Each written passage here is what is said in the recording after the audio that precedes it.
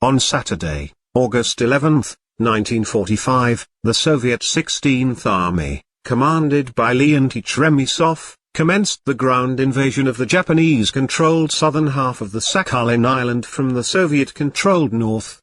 The Soviet advance was hindered by the fierce Japanese defense of the Karafuto Fortress defense line. The Soviet 16th Army, which consisted of roughly 20,000 men, and supported by 100 tanks, and outnumbered the Japanese defenders 3-1. However, the Soviet advance was minimal and was held off for 4 days by the Japanese on the Karafuto line.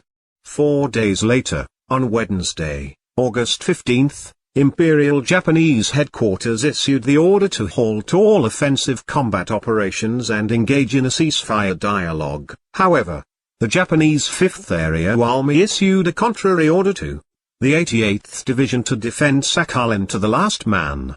The same day 3,000 Japanese troops surrendered the Karafuto line. Japanese military casualties stood at 568 dead.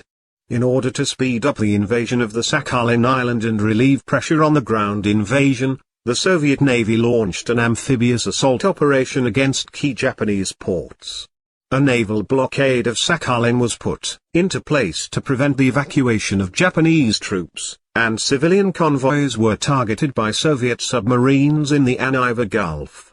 On August 16, the Soviet Coast Guard ship Zanitsa, 4 minesweepers, 2 transports, 6 gunboats and 19 torpedo boats docked in Port Tara. Around 1,400 Soviet troops of the 365th Separate Marine Battalion and 1 battalion of the 113th Rifle Brigade, landed in Tara, now called Chittorsk, and engaged a Japanese garrison of 200 men. Tara was captured, and the next day they captured 4 populated areas and the port city of Isutoru, now called Uglegorsk, and Betsu, now called Vozvrashchenai, and Yerinai. Japanese casualties stood at 100 killed, 150 wounded and 30 captured. Soviet casualties stood at only 12 killed.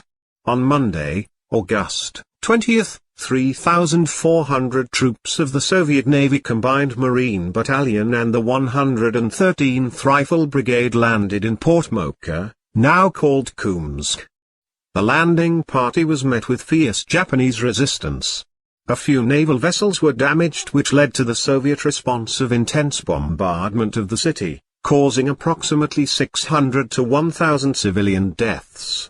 Mocha was captured on Wednesday, August 22, with heavy Japanese resistance continuing throughout the city.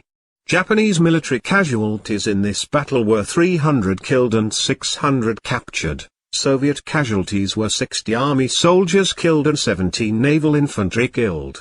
On August 25, 1,600 Soviet troops landed in Otomari, now called Korsakov. The Japanese garrison of 3,400 men surrendered. The same day their remnants of the Japanese 88th Division surrendered to the 16th Army, and the city of Toihara was captured without resistance. This officially ended the invasion of Sakhalin.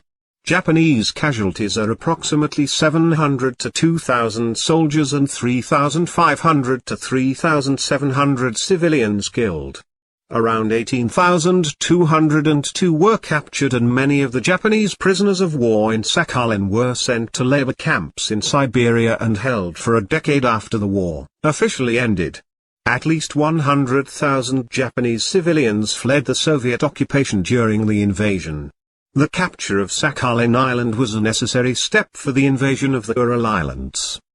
To this day, Sakhalin Island is still under Russian control and is now part of Sakhalin Oblast in the Russian Far. On